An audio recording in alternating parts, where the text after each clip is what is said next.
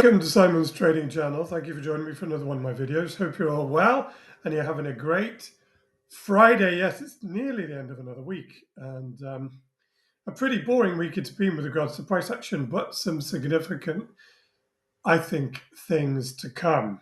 So pin back your ears and let's get on with the price action analysis. If you enjoy this kind of price action analysis, please like and subscribe because I do it every week, multiple times a week for your viewing pleasure. Now, bit of a different look today. I've got a MACD up here as my momentum indicator, amongst other things, but I use it for that.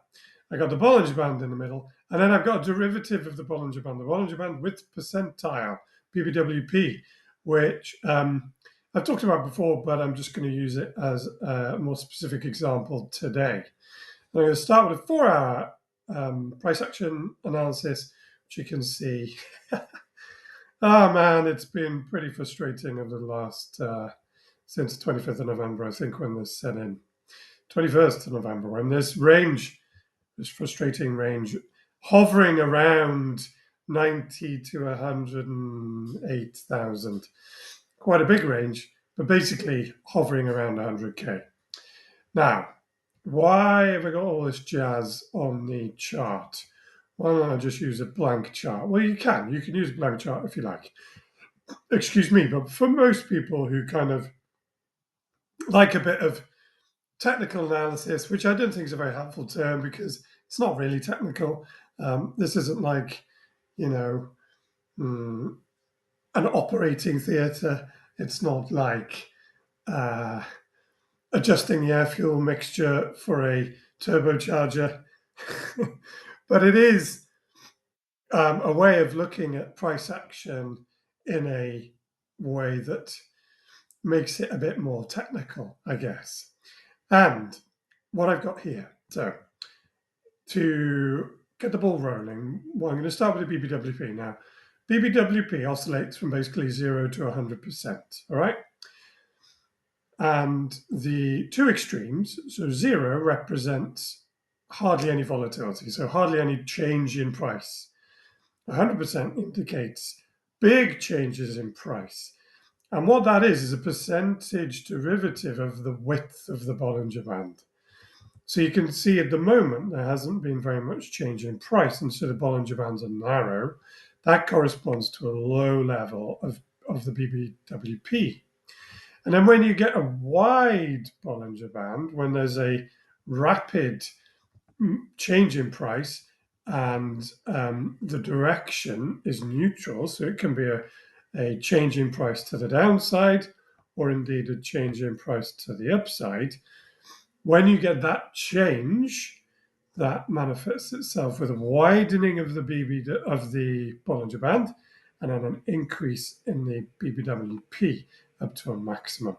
The reason the BBWP is useful is it's kind of easier to see as an oscillator, sort of up and down, up and down, up and down, compared with the Bollinger Band itself. So they're basically the same thing, except they're just a different way of looking at it. I guess you would describe this more as graphical compared to this is more as kind of like a dynamic price movement thing. Now, what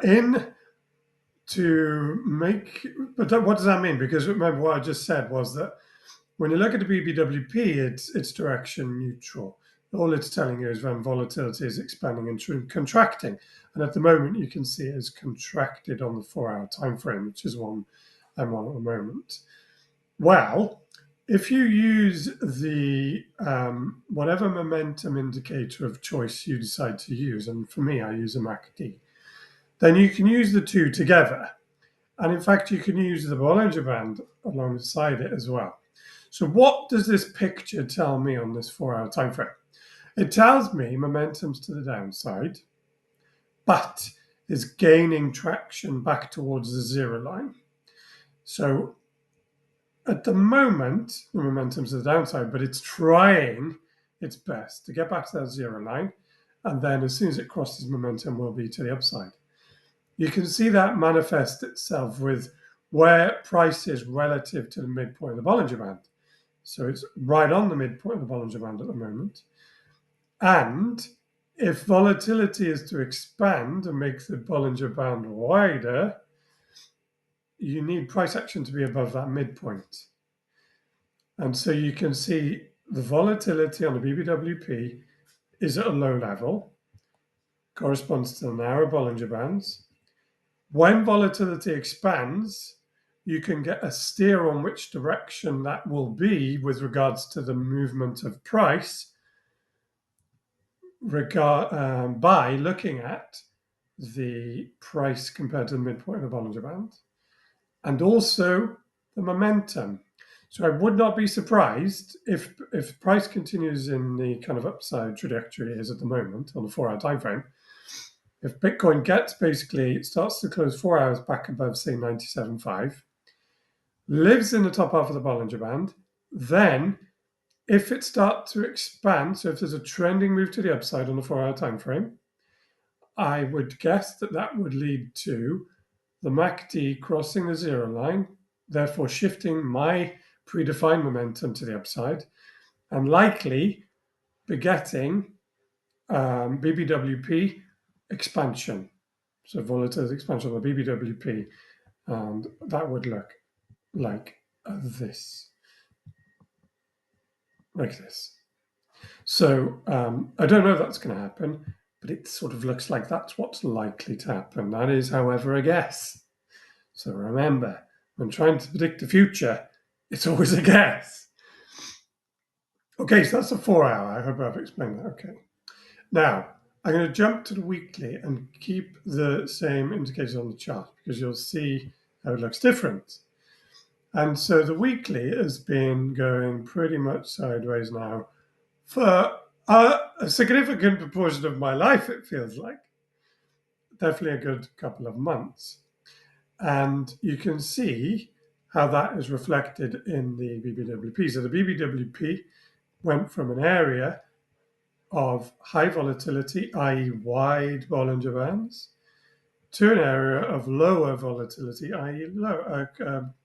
narrower Bollinger Bands. And you see that volatility dropping off on the BBWP. Now, when it drops off, that's a precursor to volatility expanding. So volatility generally contracts prior to an expansion. You don't know when it's going to expand, because again, that's in the future. But using the same premise as I just did on the 4-hour, as long as price action remains above the midpoint of the Bollinger Band, which currently for a weekly time frame would be closures above 88K, so fairly far away from my price action at the moment is, as long as price remains above there, if and when volatility does expand on the BBWP, combined with momentum being securely above the zero line, that to me says the next move on the weekly time frame will be to the upside, which, kind of goes along with trend and everything else. Now I'm going to jump down to the daily.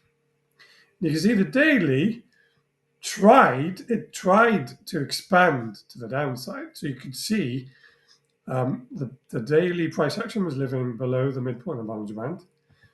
Momentum is teetering, but technically is below the zero line, or only just. And it looked like there was going to be some volatility expansion with this downside move, although it looks like that's now cooling off. So there wasn't really much volatility expansion on the daily time frame to the downside. And with a decent bounce here, and I would suggest with a closure on the daily back above, I want to see it back above 100K, but anywhere above probably today's open and yesterday's closure, it's just more sideways, and you'll see the BBWP cool off again, and maybe the Bollinger Bands narrow accordingly because they're basically the same, a different way of looking at the same thing, i.e. volatility. And probably momentum just sort of flip-flopping around the zero line, which for me is the tether point. So yeah, it'll be good to see where CME closes. And if I look to CME, because of course today's a Friday, and then skip back to the weekly, you can see with how many hours? 10 hours to go. It's an indecision candle. It's an indecision candle with a sell-off. Maybe if I zoom in a little bit. So there we are. So you can see it sold off in the early part of the week. Oh no. So what you can tell from this was that at some point of the week, which I think was the beginning of the week, price went up. It then went back down, and it looks like it's going to close pretty much on the open.